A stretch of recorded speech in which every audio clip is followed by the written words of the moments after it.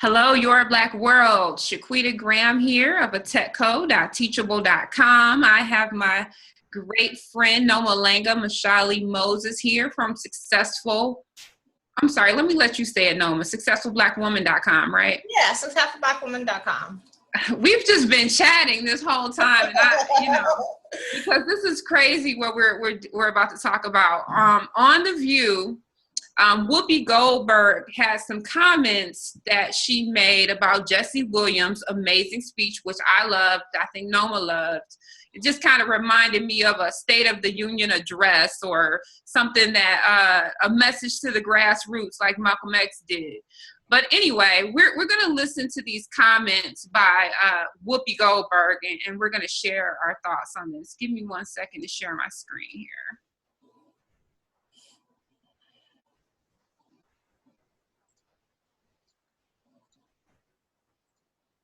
It's hard to bitch about this, though, when Usher finds Justin Bieber, who is a rapper, and says, hey, come and do this. And the reason why I think Justin Timberlake talks about one is because musicians are a whole different thing. And I think they're different because all of those years of music disappearing from different musicians, I think musicians saw that.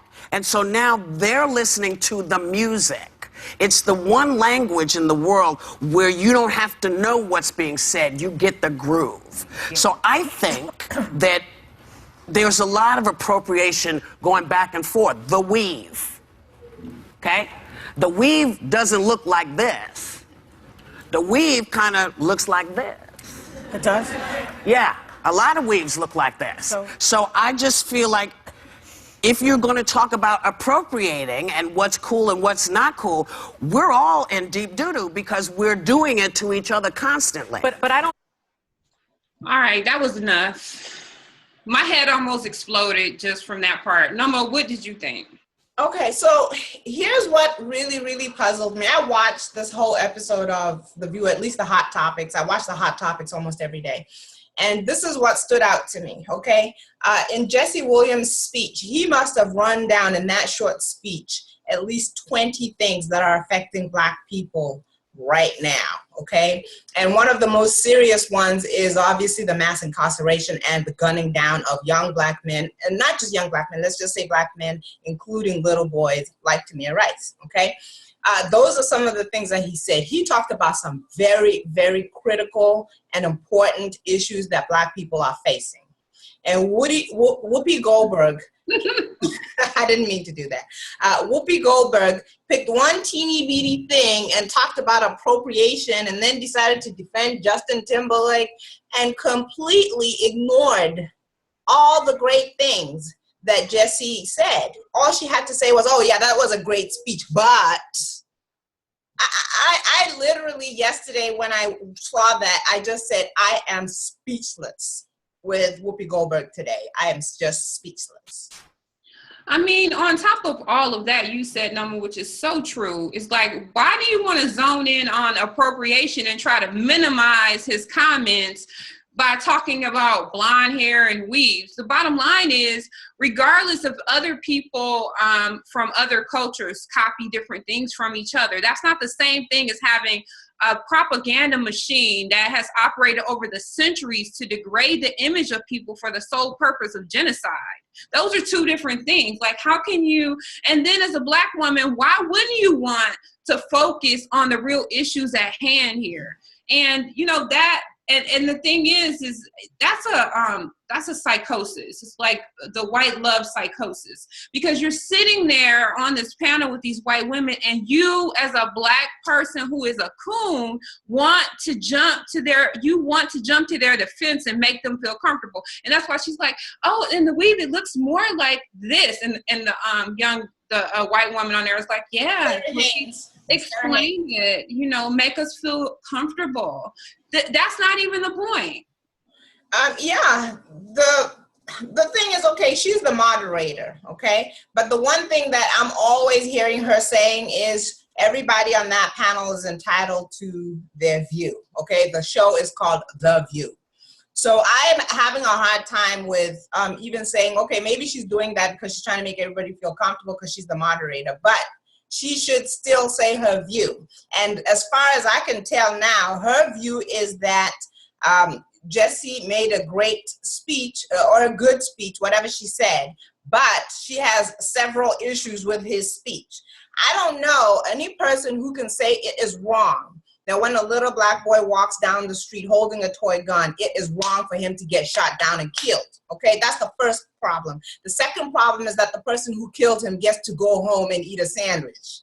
Okay, I don't know anybody who can say but. What but? There's no but.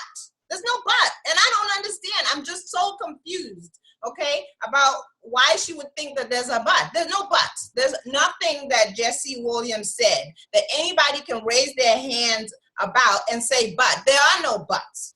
There are no buts. And the worst part of it is he started his speech by acknowledging Black women and the impact that they've had in his life and in everybody's life. And then a Black woman sits on a panel on a day that she's one of only 2 Black women. I'm not sure if Sonny Hostin identifies as Black or Latina. I think she does both. She's Black though.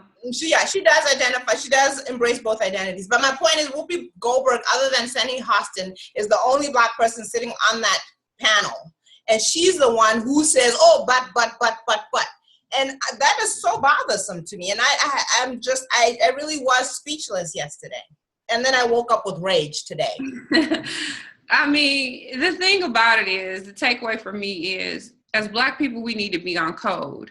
Forget the View and their policies and the way we're supposed to, show oppose, and forget all of that. When it comes down to white supremacists, they forget every law, every rule. They don't care what the format is supposed to be. They stick to white supremacy.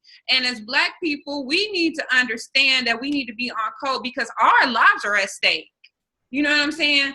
People think it's some kind of game out here, but Black people are being killed all over the world and have been for centuries, every day, all day. And it's being done without any punishment. And when we have somebody like Jesse Williams who's bold enough to stand up there and say these kinds of things, Black people need to be on code. That's right. We agree wholeheartedly and some. We don't need another Black person whose her own children and lineage are at risk. And like Jesse Williams said, your money is not going to insulate you like you think it is. Okay. So, that's just, like I said, that's the takeaway for me. I'm always going to be on code when it relates to white supremacy and standing against it. And I would never try to minimalize the issues related to lives being taken in the Black community to some blonde hair weaves. That's not changing anything relating to white supremacy and white people and how they live. That's just a slight symptom. Of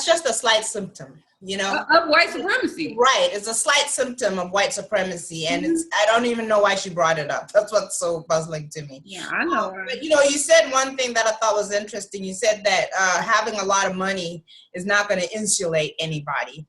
But I have to question whether having a lot of money has changed Whoopi Goldberg's perspective on what being Black is, or a lot of things.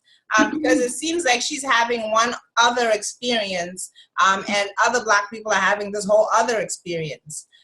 So she seems to have gotten some kind of insulation.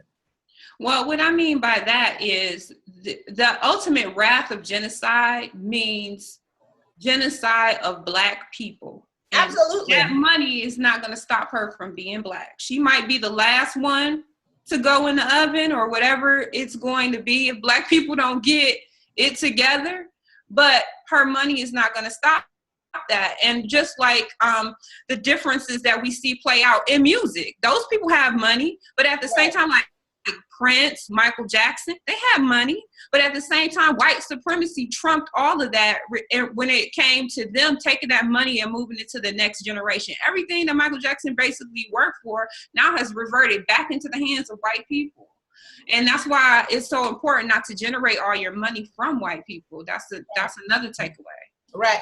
And another example that comes to my mind was the example of Serena Williams, the greatest tennis player of all time, arguably the greatest sports person of all time.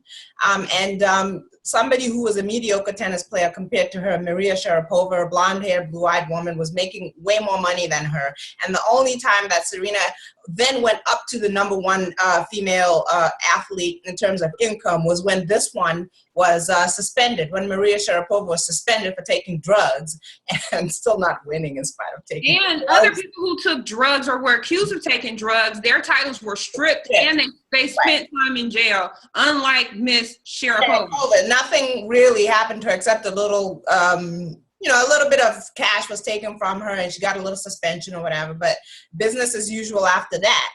And that just shows that, honestly, money does not insulate you. Serena and her sister are the most phenomenal tennis players I've ever seen. But they still only come second or third or anything after first, after this white woman who ended up being accused of taking drugs. So it is true that money will not insulate you. They've made a lot of money. They're famous. They're excellent athletes, but they've still not been insulated from this beast that we deal with. Exactly. And, my thing is that, anybody in the comment section, they can really miss me with the Shaquita's a racist comments, because I am standing up against injustice for all people, because white supremacy, and I'm not talking about all white people, I'm talking about white supremacists. White supremacy is a detriment to the entire planet and all the people on it, including some white people. So what Jesse Williams was standing up for was right in line with the trophy or the award he received, the humanitarian award, because I question the humanity of anybody, a prosecutor, anybody on a jury pool that feels like it is okay for somebody to kill Tamir Rice, Freddie Gray, and all of these people. And then at the same time, I was here in Atlanta when you had a ton of white people picketing about some puppies and some dogs that Michael Vick supposedly, allegedly, with his family or friends or something, had abused. If I kill a puppy right now, 1 billion white people will come to my door. So don't really come for me with the whole thing about, oh, Shaquita is being racist because she's talking about how white people ignore the humanity of black people, because as a human being, that's only right for me to do. Absolutely. And let's not forget about our more recent example of the gorilla, who everybody cried about losing its life. Not thinking about the fact that there's no outrage like that when actual human beings, black and brown human beings, lose their lives. There's no outrage, and that's really I didn't hear nobody mention those 4 alligators that got killed for eating that 2-year-old boy. And I know that, there's been a history of white supremacists love alligators, and they love little kids, little black kids being eaten by alligators. That's something that was a practice of theirs. So maybe they're afraid to say something about the alligators. But, that whole gorilla thing, oh, it's a big deal because the gorilla got killed. I'm done. I'm also all set with it now. So thank you guys for viewing. We are going to continue having these kind of lively conversations on a new platform called marriedwomensbusiness.com, and that's women's with an S, business.com. Please go there, register to receive updates, because we want this virtual platform, just like we have here in Your Black World, where Black women who want it all can congregate together, and we can talk and we can share ideas and exchange tips and views and all of these kinds of things. So I look forward to that. Noma, did you have anything else to say to wrap up? No, the only thing I can say is I still have, I've been talking about my course at Teachable, which is a course that I teach with Dr. Boyce Watkins about people who want to fire their boss. It's at idon'twantmyboss.com. Again, it's idon'twantmyboss.com. So by all means, yeah, it's a lecture series. And then, of course, like you said, we'd love to have more people follow us at marriedwomensbusiness.com. We're still working on it. We'll have a debut date soon, but we still want people to receive updates so that when we launch, they'll be ready to see what we have. All right. Thank you, Your Black World, for watching. Until next time, have a great day. Thank you, Noma. Thank you, Shaquita.